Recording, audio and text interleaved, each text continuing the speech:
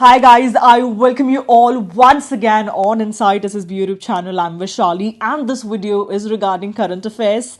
Something for which Insight SSB is quite famous, and this is not what I say, this is what you say, because since 2020 all the questions in current affairs are directly coming from the limited questions that I teach. I completely believe on smart work, that is सिर्फ उतना पढ़ो जो exam के लिए ज़रूरी है and paper analyse करके उन एक महीने के करंट अफेयर्स को 20 क्वेश्चन में कन्वर्ट करना, ये सब मेरा काम है. इस वीडियो में चेक कर लेना, उतने ही होंगे क्वेश्चंस एंड आपको सारे क्वेश्चंस इनमें से डायरेक्टली पॉपअप होते हुए एग्जाम में डायरेक्टली नजर आएंगे. And you can just see here, this is what people said immediately after the exam was completed. Okay, and talking about this video which made history in itself, हर बार की तरह 6 question इस directly इस video से आए थे. मैं रिवीजन वीडियो डालती हूँ हमेशा. अभी आपके जो ये मंथली करंट अफेयर्स कवर होंगे, उसके बाद एक लास्ट में रिवीजन वीडियो डलेगी करंट अफेयर्स की. बस इतना कर लेना, डायरेक्टली सारे करंट अफेयर्स यहीं से आएंगे. कोई न्यूज़पेपर कुछ पढ़ने की जरूरत नहीं है, सिर्फ ये पढ़ना, ठीक है. You can see directly these questions came, और सिर्फ ये वीडियो क्यों, जो आपकी पार्ट वाइज वीडियो कराई जाती है उसमें से देख लीजिए, डायरेक्टली क्वेश्चंस, ये सारे के सारे क्वेश्चंस उसी में से देखने को मिले हैं. Okay, now before starting the questions, I wish to tell you something really important, something that will change your preparation completely. I know आप लोगों को मोटिवेशन नहीं मिलता है, टाइम टेबल नहीं समझ आता कैसे करें, कौन से इंपॉर्टेंट टॉपिक्स है ये भी नहीं समझ आता. सबका हेल्प मैं करने वाली हूँ एंड लिटरली जो मैं हेल्प कर रही हूँ ना, लोग इसको पेड बैचेस में निकालते हैं and I want to make sure कि तुम्हारी ऑल इंडिया रैंक आए and you actually get your name in the list, and this is why I am doing it. So आपको एक यहाँ पे टाइम टेबल प्रोवाइडेड होगा, जल्दी से जाके अपना बस टेलीग्राम चैनल ज्वाइन कर लो. यहाँ पे आपको टाइम टेबल प्रोवाइडेड होगा, इसको प्रिंट करा के अपने टेबल के सामने लगा लो, ठीक है. एवरी मॉर्निंग 8 to 9 AM के बीच में हम लोग क्या करेंगे, will be sending you certain notes, ठीक है. क्रिस्प नोट्स होंगे एकदम. तुम कुछ भी रिसोर्स कर रहे हो, चाहे तुमने कोई कोचिंग ज्वाइन कर रखी है, चाहे तुमने कोई एनसीईआरटी से पढ़ रहे हो, लक्ष्मीकांत से, जो भी पढ़ रहे हो, it's fine.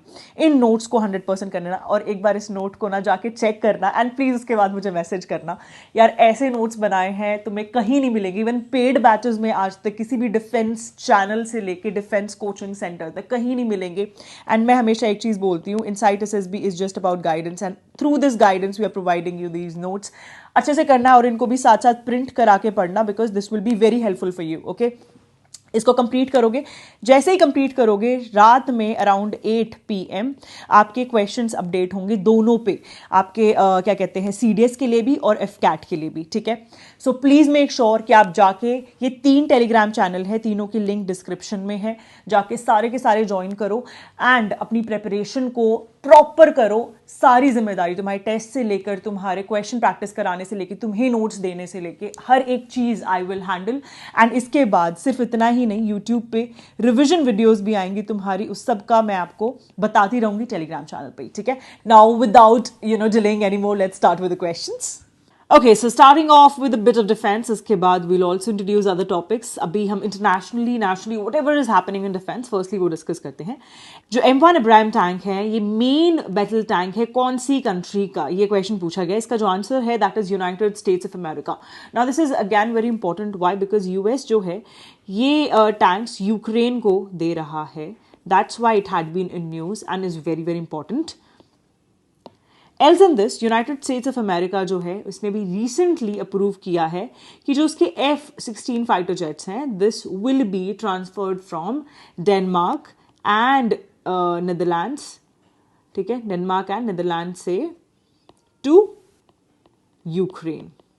Okay, so this is also important. उसके बाद one more important thing, this is regarding Oron aircraft. Oron aircraft जो है, this has been recently developed by Israel Defense Ministry, ठीक है.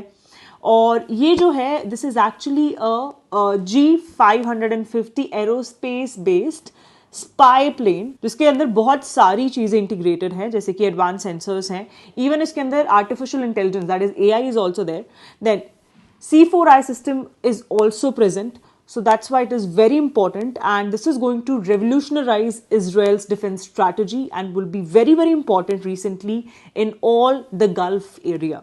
Okay, so ये please याद रखना है, that is related to what? Israel से related है.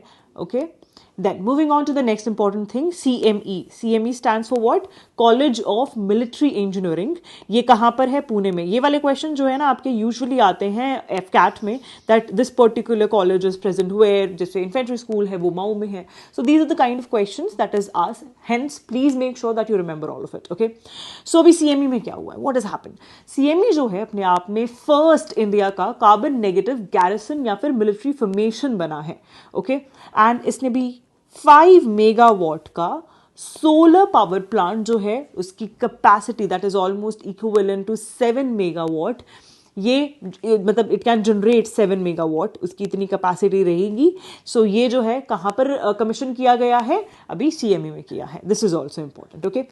Then moving on to the next extremely important thing. ये क्वेश्चन आपको एग्जाम में पक्का देखने को मिलेगा. Whether it is NDA or CDS or CAPF, कहीं ना कहीं this question will be coming in exam. What is the question? So the question is that BRO जो है उसने भी recently एक project that is construction of Likaru Migla Fukche road, इसकी responsibility ली है. Now why is this extremely important for India? So आप जानते हो कि बॉर्डर रोड ऑर्गेनाइजेशन जो है वो क्या करता है? इट एक्चुअली मेक्स जितने भी बॉर्डर के आसपास इलाके हैं वहां पे क्या बनाता है? रोड्स की कंस्ट्रक्शन करता है. That is very important as per to defence and also internal security and the security on the international borders. So जो ये वाला प्रोजेक्ट है इसके साथ क्या होगा? देमचुक सेक्टर जो है लद्दाख का वो भी कनेक्ट हो जाएगा. ओके. सो इससे क्या होगा? So basically there is Demchok sector of Ladakh, वहां पर ऑलमोस्ट 64 किलोमीटर का जो रोड है उसकी कंस्ट्रक्शन होगी. ये एक बहुत ही स्ट्रैटेजिक रोड है. Why is it so? Because ये वर्ल्ड का हाईएस्ट मोटरेबल रोड बनने वाला है. That is going to be at 19,400 feet. और जो पिछले वाला था that is Umling La pass is currently the highest one. इसको भी मतलब this will no more be the highest and this is going to be the highest motorable road. Okay. Now talking about this particular initiative, उसकी क्या significance है? इसकी जो significance है that is Fukche जो है ये जो है this is advance landing pad जो कि सिर्फ और सिर्फ 2.5 किलोमीटर्स दूर है फ्रॉम LAC. ठीक है. That is line of actual control. So यहां तक we can actually go via road and I hope you understand कि lot of military vehicles etc. go. So it's very easy and convenient so as to move any of the military units. Okay. Coming to the next important question now, that is, which of the following made its presence during Singapore's 77th Independence Day festivities? So our very renowned, that is INS Kulish, it had been the part of what 77th Independence Day festivities of Singapore and इसमें काफी अच्छा display of maritime cooperation show किया है. और ये क्या है? This is a guided missile covert. ठीक है. You have to remember this. Coming to the next one, that is INS Wajir. So INS Wajir जो है इसने अपने आप में एक काफ़ी important चीज़ अभी की है. That is longest ever deployment for any Scorpene class submarine जो है अभी INS Wajir का रहा है. It has covered the distance of 7,000 kilometers during its deployment. Again very important, so इसको स्टार मार्क कर लो. Okay. Moving on to next one, that is Vindhyagiri. So Vindhyagiri से आपको क्या याद आता है? This is one of the mountain ranges also in Karnataka, if you remember, है ना. कर्नाटका की माउंटेन रेंजेस भी है ये.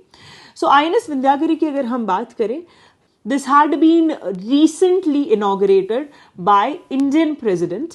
ठीक है. And this is made under the project 17A. Project 17A. ठीक है. So very important. And this is going to be the 6th vessel under this 17A project. 5 जो already released vessel हैं पिछले 2 साल से आपको पढ़ा रही हूँ. So please make sure that आप इसे नीचे comment करें what are the names of these other 5 vessels that have been made under project 17A. Okay.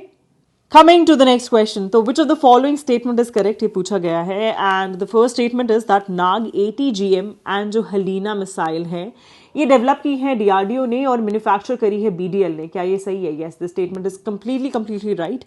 नाग के बारे में अगर पूछे what kind of missile it is surface to air missile, exam में क्वेश्चन आ सकता है, लिख लो, डोंट मिस इट आउट, बाद में रिग्रेट करोगे otherwise. The next one is Helina. Helina जो है the stand for the helicopter based जो मिसाइल है, Nag missile, that is Helina. Okay, so of course air to surface ही होगा ना, इफ इट इज हेलीकॉप्टर में अगर ये रहती है तो. So air to surface missile है ये, ठीक है. इसको ध्रुवास्त्र जो है, that is also the other name for Helina. Okay, moving on to the second statement, that is Indian air force ने एक्वायर किए हैं air launched Israeli spike non line of sight, that is NLOS anti tank guided missile from US. Oh, this statement is pretty right, but हमने US से तो नहीं किए. ये किससे किए हमने? We have taken this from Israel. Okay, याद रखना. ये जो मिसाइल है, इनके strike target is up till 50 kilometres from the helicopter, ठीक है, and 32 kilometres from the ground. So this is again important, star mark कर लो. एंड जो NLOS मिसाइल हैं, these are plan to be integrated in Russian origin Mi-17 वाली जो fleet है उसमें ये अटैच किए जाएंगे. So star mark this extremely important thing. And जो ये है, this is fire and forget system, ठीक है, फायर एंड फॉरगेट टाइप की ये क्या है, मिसाइल सिस्टम है. Moving on to the next one, that is Indian air force जो है उसने इंडक्ट किया है हिरॉन Mark 2 ड्रोन. क्या ये सही है? Yes, this is also completely right. जो हिरॉन ड्रोन है, इसकी स्ट्राइक कैपेबिलिटी बहुत अच्छी है. They can carry out surveillance when it comes to border, चाहे वो चाइना का हो या पाकिस्तान का हो, within a single sortie, and that's a big thing. Again coming to the 4 new Heron जो कि ऐड किए जाएंगे, it will have long range missiles also and other weapon system, जो कि इसमें क्या किया जाएगा, डिप्लॉय किया जाएगा हिरॉन को, एंड फॉरवर्ड बेस जितने भी है नदर्न सेक्टर में, वहां पे ये डिप्लॉय किया जाएगा. अगेन वेरी इंपॉर्टेंट, ठीक है. सो फर्स्ट बिल्कुल सही है, थर्ड बिल्कुल सही है, सेकंड इनकरेक्ट है. हमसे क्या पूछा गया है? करेक्ट. सो करेक्ट कौन कौन सा होगा? First and third. तो आंसर हो जाएगा हमारा B. Okay, coming to the next question, that is under which campaign air force जो है इट इज सेलिब्रेटिंग आजादी का Amrit Mahotsav. So this is under मेरी माटी मेरा देश campaign, and to commemorate 75 years of independence, Indian Air Force जो है जितने भी इंडियन एयरफोर्स के स्टेशन है इन एंड अराउंड दिल्ली, इसने सेलिब्रेट किया है आज़ादी का Amrit Mahotsav on 15th August. Okay, and this was of course under मेरी माटी मेरा देश कैंपेन, जो कि गवर्नमेंट ऑफ इंडिया ने लॉन्च किया. Okay, Coming to the next question now. So, Indian Air Force जो है it is set to host a multilateral military exercise in 2024. So, ये जो Indian Air Force host करने वाली है, इस exercise का नाम क्या है? So, इसका जो आंसर है that is तरंग शक्ति. तरंग शक्ति जो है ये एक ऐसी बहुत ही मेजर एक्सरसाइज रहेगी and will be of course it is not कि bilateral है, मतलब दो देशों के बीच में, ऐसा कुछ नहीं है. It's multilateral, मतलब बहुत सारे देशों के बीच में है. So, multilateral, bilateral ये आपको पता होना चाहिए. These are the type of question that is asked. And इसके अलावा पूछ लिए जाते हैं एडिशन की, ये जो एक्सरसाइज है इसका कौन सा एडिशन है. This is the kind of question that will come आखिरी में जब मैं आपकी रिवीजन वीडियोस डालूंगी फॉर CDS, NDA, FCAT, तो उस पर्टिकुलर टाइम पे मैं आपको सारी की सारी एक्सरसाइजेस जो भी इंपॉर्टेंट है एज पर एग्जाम परस्पेक्टिव और वहां से क्या क्वेश्चन आ सकता है, I will discuss with you. So उसकी आप बिल्कुल भी टेंशन मत लेना, ठीक है. नेक्स्ट आता है bright star 23. So Indian air force जो है इसका फर्स्ट एवर पार्टिसिपेशन रहने वाला है. So this is why it is very very very important. इसको स्टार मार्क कर लो. इंडियन एयरफोर्स का फर्स्ट एवर पार्टिसिपेशन होने वाला है इन ब्राइट स्टार 23.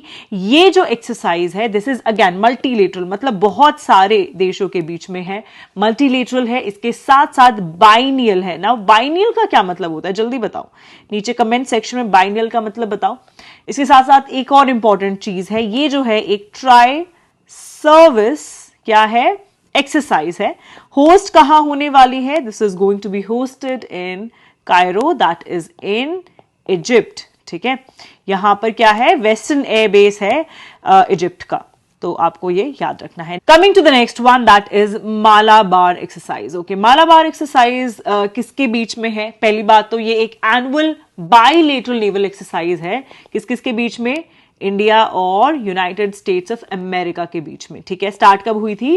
1992 में हुई थी। उसके बाद जापान ने भी 2015 में इस एक्सरसाइज को ज्वाइन किया, और अब जो 2020 था उसमें ऑस्ट्रेलियन नेवी जो थी उसने भी पार्टिसिपेट किया, ओके। एंड अब जो मालाबार एक्सरसाइज है इसमें क्वाड कंट्रीज आ गई हैं। क्वाड में कौन कौन से नेशंस हैं, जल्दी बताओ।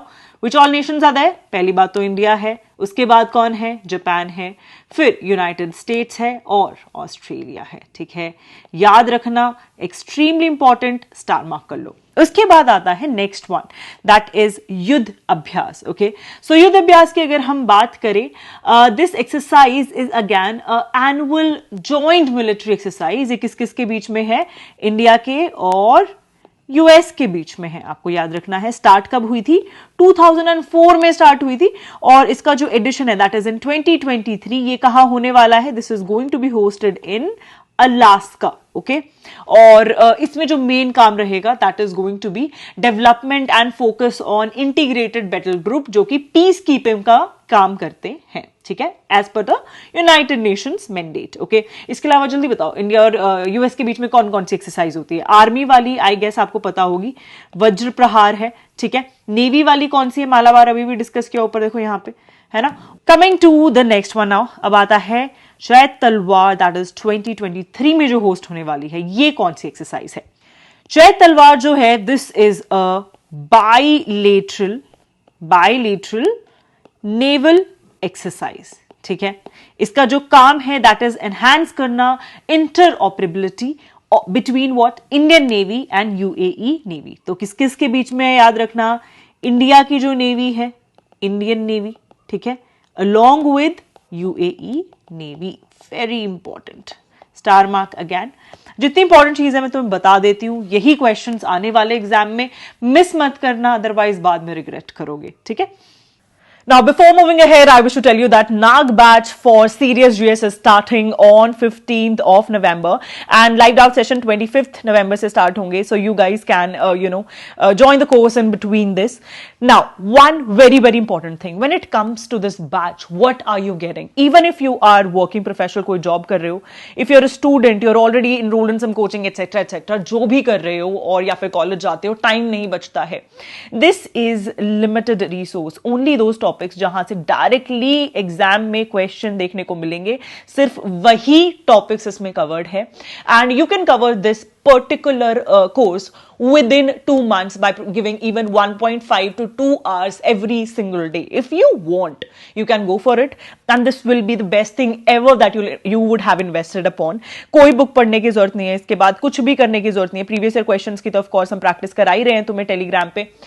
इसमें टेस्ट भी रहेंगे, टेस्ट सीरीज फुल कवर्ड है, करंट अफेयर से लेकर, तुम्हें कुछ भी इसके बाद टच करने की जरूरत नहीं है। एंड यू वोंट बिलीव कि इसका प्राइस क्या है। इट इज हार्डली 2 बुक्स का जो प्राइस रहता है, जो आप सीडीएस की बुक लेंगे, take Laxmikanth and one more book, बस उतना सा इसका प्राइस है, and you can actually clear this examination. And I don't say this, just check it out. This is our Nag and Trishul batch. Message देखते जाओ, cleared, passed, cleared it ma'am, ठीक है, आ गया नाम OTA की list में. This is what you've been saying. And also I wish to tell you one more thing. बच्चे भटकते हुए इधर उधर कोचिंग जाते हुए etc etc, because I don't call this as coaching, I call it as guidance, ठीक है. So literally लोग पता नहीं कहाँ कहाँ से आने के बाद 3rd अटेम्प्ट में उन लोगों ने एग्जाम क्वालिफाई किया है. लिटरली 2.5 years हो गए थे. 5th अटेम्प्ट में एग्जाम क्वालिफाई किया है हमारे साथ. यहाँ पे इसने 4th अटेम्प्ट में एग्जाम क्वालिफाई किया है. प्लीज आप ये सब देखिए, and believe me, once you are part of this, you don't have to look back, you just have to go and check your name in the list, and you will find your name in the list if you'll be regular as per to what we'll ask you. And if you can give me 1 to 2 hours every single day, 1.5 मान लो, ठीक है, 1.5 से 2 घंटा मुझे रोज चाहिए, that is it. Now without wasting any more time, चलो जल्दी से आगे वाले क्वेश्चंस पढ़ते हैं. Moving on to the next important thing, ये आता है about all the space related things. As you guys know, this is the question जो एग्जाम में देखने को मिलता है because ISRO is outperforming now. Chandrayaan से लेके आदित्य L1 जो प्लान किया गया है, lot of things are happening और इसके साथ साथ जो important telescopes हैं वो एग्जाम में देखने को मिलते ही मिलते हैं. जो मुझे फॉलो कर रहे हैं पहले से आप जानते हो जो मैं बोलती हूँ एग्जाम में आता है, तो प्लीज थोड़ा ध्यान देना यहाँ पे. जितने भी स्पेस मिशंस हैं हम एक एक करके डिस्कस करेंगे जो भी exam as per exam point of view important रहे हैं. तो फर्स्ट जो क्वेश्चन है that is what is the name given by Indian government to the lunar landing site जो आप जानते हैं चंद्रयान 3 है. इट इज रिसेंटली लैंडेड और इस पर्टिकुलर पॉइंट को क्या बोला गया है, it is named as Shiv Shankar point. ध्यान देना because it represents what amalgamation, किस किस चीज का अमेलगमेशन मतलब मिलना एक साथ, स्पिरिचुअलिटी का और साइंटिफिक पावर्स का. इस तरीके से इसका नाम रखा गया है and this was declared by our own prime minister while he visited to ISRO. Okay, then next important thing here is about the fact कि जो ये चंद्रयान 3 का ही हम डिस्कशन कर रहे हैं. आई होप यू अंडरस्टैंड, है ना. ये चंद्रयान 3 की बात चल रही है यहाँ पे. सो चंद्रयान 3 जो है उसने 23 डेज लिए to reach the lunar orbit और उसके बाद क्या किया, सेफली सॉफ्ट लैंड किया. उसके बाद प्रज्ञान, ठीक है, प्रज्ञान जो है ये क्या है, चंद्रयान 3 का क्या है, रोवर है. इसने कंफर्म किया है किसकी, सल्फर की एग्जिस्टेंस और काफी और चीजें जो कि मून के साउथ पोल पे मिलते हैं. ठीक है, ये सबसे सिग्निफिकेंट फाइंडिंग है और कंफर्मेशन है, ब्रेक थ्रू है हिस्ट्री में कि यहां पे क्या मिला है, सल्फर मिला है. स्टार मार्क कर लो. इसके साथ साथ अभी ISRO ने प्लान क्या किया है, ISRO ने प्लान किया है कि वो अपना फर्स्ट सोलर मिशन जो है उसे क्या करने वाली है, लॉन्च करने वाली है. इसका नाम क्या है, it is Aditya L1. Okay, Aditya L1 and this is to study the sun. Star mark करो अगेन. एक और इंपॉर्टेंट चीज जो मैं आपको चंद्रयान 3 के बारे में बताना चाहूंगी दैट इज इसने अपने आप में एक रिकॉर्ड कैच किया है. Attention of 80 lakh people watching the live stream at the same time. So most watched live stream globally जो है वो किससे मिला है, चंद्रयान 3 को. Star mark. This is important for AFCAT. ठीक है, सीडीएस में नहीं आएगा, एफकैट में आने के काफी चांसेस है बिकॉज आजकल क्वेश्चन पूछे जा रहे हैं स्पेस से related. Okay, now coming to the next question. So next question है which location on the moon Russia का जो लूना 25 स्पेसक्राफ्ट था वो एक्सप्लोर कर रहा था. तो एट द सेम टाइम जो चंद्रयान 3 जा रहा था, Russia also wanted to see the moon's south pole and as you guys know Luna 25 mission जो है वो क्या हो गया है, फेल हो गया है. एंड दिस पर्टिकुलर जो स्पेस क्राफ्ट है this was going after what 47 years because इससे पहले भी Russia had been to moon, right. So 47 years के बाद वापस से they wanted to explore but again this mission wasn't successful. Okay, now coming to the next important type of questions. तो जितना भी lately कोई अगर डिजास्टर हुआ है या फिर कहीं साइक्लोन आया है उसके नाम, साथ साथ कोई लेक अगर न्यूज में lately देखी गई है, these are the type of question that are directly asked in the examination. आप लोग जानते हैं इस बात को एंड इस पे हम फोकस करेंगे. The question is that what is the term जो यूज की जाती है जब हरिकेन एंड अर्थक्वेक जो है वो साथ में साइमल्टेनियसली आ जाए, और ये भी रिसेंटली सदर्न कैलिफोर्निया में देखा गया है. इस फिनोमेना को बोला जाता है हरिक्वेक. ठीक है, hurricane plus earthquake, hurriquake. So you might also know that cyclone के अलग अलग नाम है. मैच द फॉलोइंग में 2-3 बार सीडीएस ऑलरेडी पूछ चुका है, एनडीए भी और सीएपीएफ भी. सो ऑस्ट्रेलिया में जो साइक्लोन है इसको क्या बोला जाता है, विली विली बोला जाता है. देन अमेरिका जो है वहां पे इसको क्या बोलते हैं, देखो ये रहा हरिकेन, ये अमेरिका में होता है. और जो चाइना है वहां इसे क्या बोला जाता है, टाइफून के नाम से जाना जाता है. So that is why it is important. Okay, जैसे कि हरिक्वेक होता है इसी तरीके से एक फुजीवारा इफेक्ट जो है वो भी होता है. सो ये क्या होता है, एक फिनोमेना है जब दो साइक्लोन एक दूसरे के पास आ जाते हैं, एक दूसरे के साथ एंगेज होके और बहुत ही ज्यादा इंटेंस रोटेशन शो करे. रोटेशन बहुत ही ज्यादा इंटेंस मतलब और भी ज्यादा फास्ट हो जाए जो भी आपका क्या कहते हैं साइक्लोन है. सो ऐसे इफेक्ट को फुजीवारा इफेक्ट बोलते हैं. Okay, moving on to the next thing. इस हरिकेन का क्या नाम था बाय द वे, इस हरिकेन का नाम जो था हिलेरी था. ठीक है, ये याद रखना है, सदर्न कैलिफोर्निया में ऐसा देखा गया है.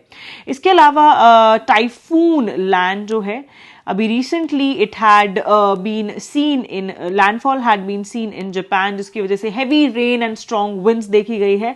अगेन टाइफून देखो, जैसे चाइना में बोला जाता है, जापान में बोला जाता है, ठीक है। Then coming to the next important thing, Tampara Lake जो है that has been recently seen in the news. Where exactly is it located? So जो Tampara Lake है, this is one of the largest freshwater lakes, जो कि कहाँ पाई जाती है? Freshwater lake है, ध्यान देना, ये क्वेश्चन एग्जाम में पूछा जा सकता है। Tampara Lake is a freshwater lake found in Odisha. इसके अलावा चिल्का कौन सी है? चिल्का लेक बताओ जल्दी से मुझे, है ना? ये जो है उड़ीसा में ही आई गेस है, या कैसा है बताओ, जल्दी बताओ।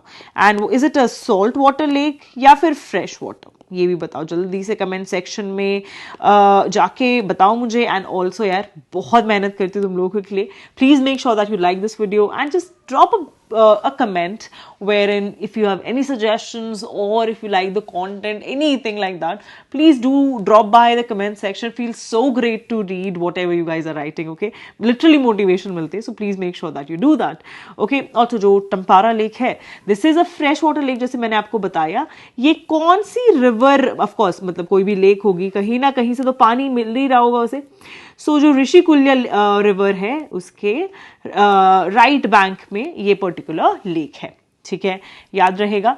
इसके बाद एक और इम्पॉर्टेंट चीज है, दैट इज प्यूलिखट लेक। ये भी अभी रिसेंटली देखी गई है in the news. Why so? Because अभी जो आपने शायद अडानी का कट्टुपल्ली पोर्ट के एक्सपेंशन के बारे में सुना होगा ना।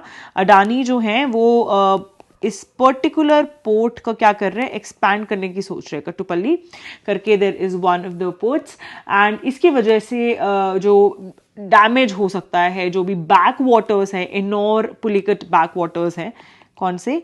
इनोर पुलिकट बैक वाटर्स, ठीक है।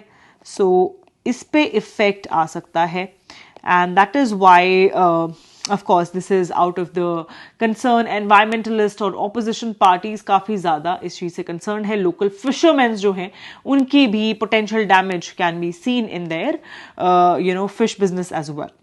Now coming to the next question, this is regarding स्वच्छ वायु सर्वेक्षण 2023 जो कि CPCB जो है उसने होस्ट किया है। एंड इसमें जो कैटेगरी रही है सिटीज की, that is with more than 10 lakh population. तो इसका जो आंसर आप सब लोग जानते हैं, कौन सी ऐसी सिटी है जिसे बार बार हर जगह मतलब बी इट स्वच्छ भारत हमेशा अवार्ड मिलता है, दैट इज इंदौर। इसका आंसर जो है that is Indore itself, okay. Then आती है बात अमरावती की। अमरावती जो है इसमें एक new railway station, that is the third station अब तक, जो कि सेंट्रल रेलवे में आ चुका है। सेंट्रल रेलवे में अभी तक टोटल 3 ऐसे स्टेशन देखे गए हैं। थर्ड जो स्टेशन है वो कौन सा है? अमरावती है। और इसको डेजिग्नेट किया जा रहा है एज अ पिंक स्टेशन। मतलब इससे पहले भी 2 स्टेशन है सेंट्रल रेलवे जिनको पिंक स्टेशन डेजिग्नेट किया गया है। और यहाँ पे जितनी भी स्टाफ है वुमेन मैनेज्ड ये जो है स्टेशन है, पूरा वुमेन स्टाफ है, ओके। इसके अलावा और कौन कौन से स्टेशन है? एक तो माटुंगा है, फर्स्ट एंड अजनी स्टेशंस, ठीक है, वो भी पिंक जो है पिंक स्टेशंस के आप नाम से उसे जानेंगे। And the third one is Amaravati, okay.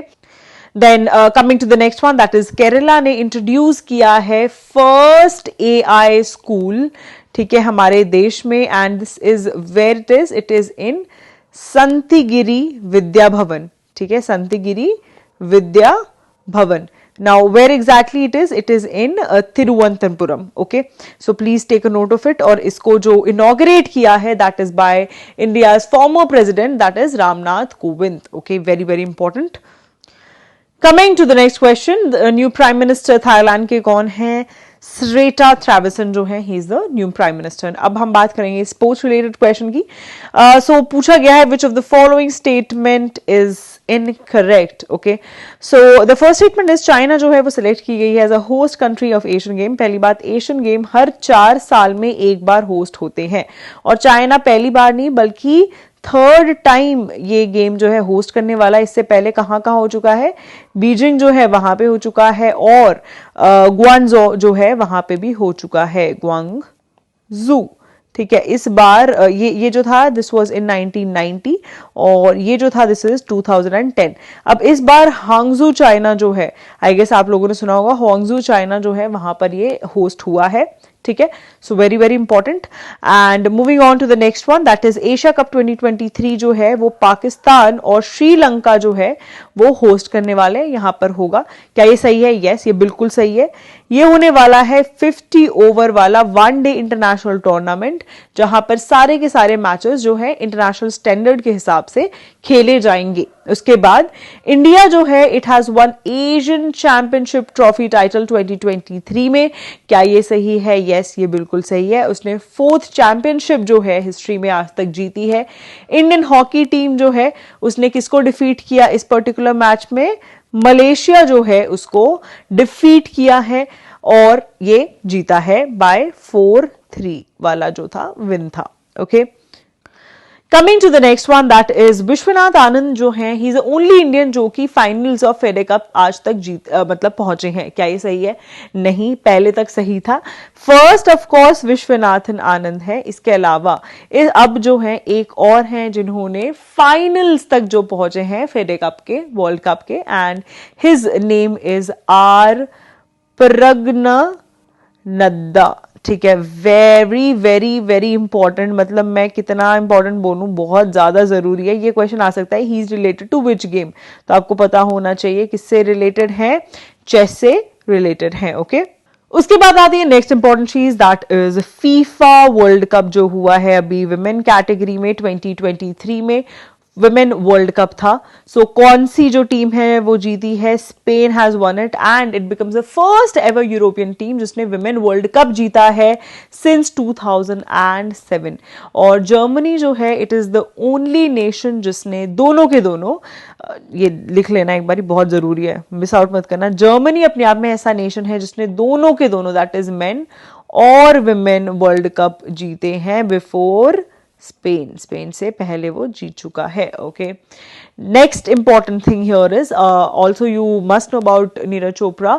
सो उन्होंने मेंस जैवलिन थ्रो फाइनल जो राउंड था वर्ल्ड एथलेटिक चैंपियनशिप का वो क्लियर कर लिया है in Budapest Hungary, and he is going to Paris 2024 Olympic entry. Okay, a big thing again। और इसके बाद एक और इंपॉर्टेंट क्वेश्चन है, this is regarding 31st world university games. ये जो है कहां पर होस्ट हुए हैं? This is the question. So इसका जो आंसर है that is Chengdu, China. Okay, चलो जल्दी से बताओ, एशियन गेम्स कहाँ होस्ट हो रहे हैं, किधर होस्ट हुए? अभी जल्दी बताओ, क्योंकि अभी इससे पिछला जो क्वेश्चन था उसकी फर्स्ट स्टेटमेंट यही थी। Moving on to the next question, that is which of the following minerals are now open for exploration by the private entities? ठीक है, कौन से इनमें से? इसका जो आंसर है that is lithium, beryllium and niobium। ये जो हैं अब easily access किए जा सकते हैं by private entities as well। Okay, कौन सा amendment था एक बार देख लेना, not very important but yes because it is related to lithium, beryllium, तो हो सकता है कि एग्जाम में देखने को मिल जाए। Coming to the next question, that is which of the following statement is या फिर are wrong या फिर incorrect? प्लीज इसे मार्क कर लिया करो, बहुत जरूरी है। The first one is that Srinagar district जो है it has secured the top rank when it comes to Jal Jeevan mission. Is it right? Yes, it is actually one of the mission जिसके अंदर government ने plan किया है कि adequate drinking water through tap connection 2024 तक जितने भी India में रूरल हाउस होल्ड है सब में हो जाएगा। Already as of today 70% of the household have Jal Jeevan Mission के under tap water at their home. So क्या श्रीनगर डिस्ट्रिक्ट ने सिक्योर किया? बिल्कुल सही है, फर्स्ट वाला। The second one is United Nation sustainable development goal 7 जो है वो इंश्योर करता है access to clean and affordable energy by 2025। Okay, so this one is a bit doubtful because ये जो प्लान किया गया था दैट वाज टिल 2023, इसलिए स्टेटमेंट थोड़ी सी गलत हो जाती है, otherwise it was pretty much fine. So इसका बस एक ही एम है, दैट इज अफोर्डेबल और क्लीन जो एनर्जी है वो प्रोवाइड की जाए। इसके साथ साथ जो की इंटरेस्ट एरियाज है that is agriculture, business, communication, education, health care, इन सबको आगे लेके जा सके इवन व्हेन एनर्जी जो है वो कंप्लीटली ग्रीन हो। मतलब कोई भी इकोनॉमिक और ह्यूमन डेवलपमेंट में हिंड्रेंस नहीं आना चाहिए। बिल्कुल ये वाला सही है, लेकिन इसमें of course this part is wrong, तो सेकेंड वाला हो जाता है गलत। Coming to the next one, NCERT as you guys know सारी टेक्स्ट बुक टीचिंग मटेरियल सब सब चीज़ें चेंज हो रही हैं, okay, because of the revision that is being conducted by national curriculum framework.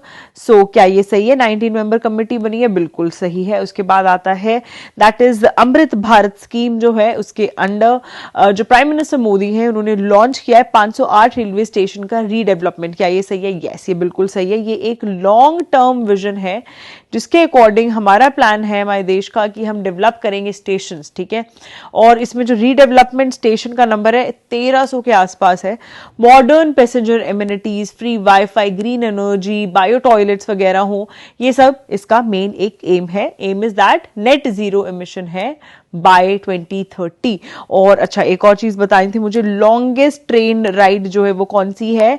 Vivek express, ठीक है। और ये कहां से शुरू होती है? It starts from Kanyakumari and still Dibrugarh, और 82 आवर 30 मिनट का ये रास्ता है, ठीक है। तो क्या ये सही है? यस, ये भी बिल्कुल सही है। सो हम बात करते हैं आंसर की। हमसे पूछा गया था रॉन्ग कौन सा इसमें से। सो इसका जो आंसर है दैट इज सेकंड, ठीक है। तो जो आंसर हो जाएगा that will be C, only 2, that is incorrect. Coming to the next one that is regarding BRICS, और बहुत सारी स्टेटमेंट है उससे रिलेटेड, बट उससे पहले मैं आपको एक चीज बताना चाहूंगी that is global summit on traditional medicine. वो कहां पर होस्ट होने वाला है? गांधीनगर जो है वहां पर होस्ट होगा global summit on traditional medicine, ठीक है, ट्रेडिशनल मेडिसिन, ओके। और ये ऑर्गेनाइज कौन कौन कर रहा है? WHO, इसलिए बहुत जरूरी हो जाता है, along with ministry of Ayush, okay. So very important. Coming to the next important thing, that is Russia Africa Economic and Humanitarian Summit जो है that is being conducted in Saint Petersburg, that is in Russia. अब बात हम सबसे important चीज की करेंगे, वो है ब्रिक्स, ठीक है। ब्रिक्स आप जानते हो 5 नेशन है, Brazil, Russia, India, China, south Africa, है ना। लेकिन अब जो ये मेंबरशिप है इट इज बीइंग इंक्रीज्ड, कितने से? अभी तक सिर्फ 5 नेशन के पास थी, अब टोटल जो नंबर हो जाएगा दैट इज 11 कंट्रीज। कौन कौन सी जो कंट्रीज है एड अप हुई हैं?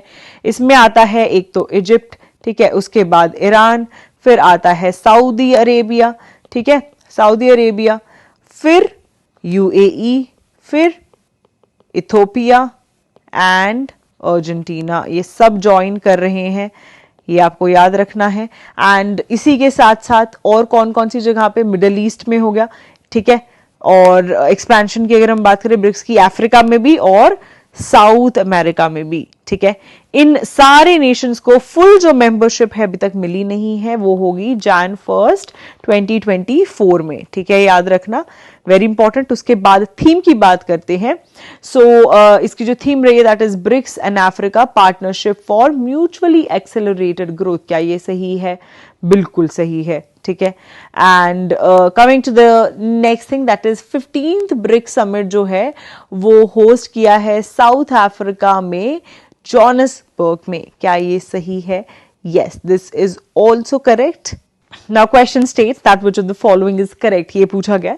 सो तीनों की तीनों करेक्ट है, सो आंसर क्या हो जाएगा? D, that is all of the above, okay. Coming to the next one that is Udgam portal, जो कि भी रिसेंटली RBI ने लॉन्च किया, उसकी फुल फॉर्म क्या है? Now this is a very very important portal because ये एक क्या है?